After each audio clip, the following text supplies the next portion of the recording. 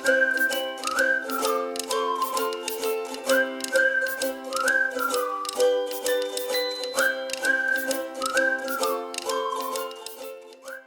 day everyone, so we have the new chapter which is all about the basic knife skills.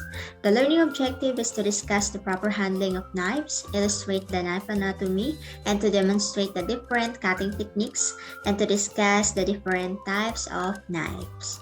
As an introduction to our lesson, knives are the most important items in the chef toolkit. With the sharp knife, the skilled chef can accomplish a number of tasks more quickly and efficiently than any machine. Good knife skills are critical to chef success because the knife is the most commonly used tool in the kitchen. So we have here the things to remember using your knife safety. The first one, use the correct knife of the task at hand. Of course, use accurate knife in cutting, like if you cut like big bones, feet of a cow or goat and etc. Use the clever knife. But if you just cut like vegetable, fruits only, sharp knives or the ordinary knife will do. Secondly, always cut away from yourself. Why? Look at this picture shown here. So the proper way of handling knife is slightly curve your finger while holding the ingredients so that you won't get hurt. And always cut on the cutting board. So do not cut on glass, marble, or metal. Why? Because it is to protect the table when slicing the food. It prevents the edge of the knife from becoming dull. And place a damp towel underneath the cutting board to keep it from sliding as you cut. Because there were times that our chopping board shaking as we cut the food quickly. And keep knife sharp. A dull knife is more dangerous than a sharp one. So see the difference in the pictures here. When you use the dull knife, aside from getting hurt, your finished product looks deformed. Unlike if you're using a sharp knife, you can perform it quickly and perfectly in shape. So when you're carrying a knife, hold it point down, parallel, and close to your legs as you walk. A falling knife also has no handle. Do not attempt to catch a falling knife. Step back and allow it to fall. We have here notes.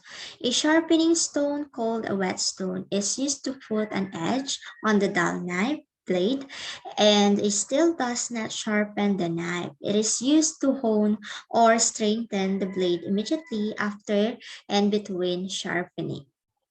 We have here the parts of the knife. As you can see in the picture shown here, we have the letter A, that's the point, which is used for piercing. Letter B is the tip, used for small pieces of wood. And letter C is the spine, back of the blade. And the edge, the letter D, is the working part of the blade. And the heel, for the letter E, is used for cutting tough wood when greater force is needed. And a letter F is the bolster, protect fingers from the cutting edge of the blade, of course. And we have here the rivet and the butt, okay? And then we have here the types of the knives. So we have first the channel knife. This one is used generally in decorative works. Next one is the chopping knife or French knife, has a long white blade used to chop and dice wood. Next one is the chef knife, the most widely used knife in the kitchen for chopping and slicing, and also known as an all-purpose knife. And next one is the boning knife, a thin pointed blade about 6 inches in length, used for boning raw meat and poultry. Next one is the butcher knife. This one is a heavy, broad, slightly curved blade used for cutting, sectioning, and trimming raw meat. The next one is the clever knife. Clever knife is a very broad blade used for cutting through bones and heavy chopping. Next one is the paring knives, a small pointed blade used for trimming and paring fruits and vegetables. Next one is the bread knife. As you can see, there's a tooth blade which make a smooth edge when slicing bread or cutting sandwiches. And lastly, we have here the oyster and clam knife.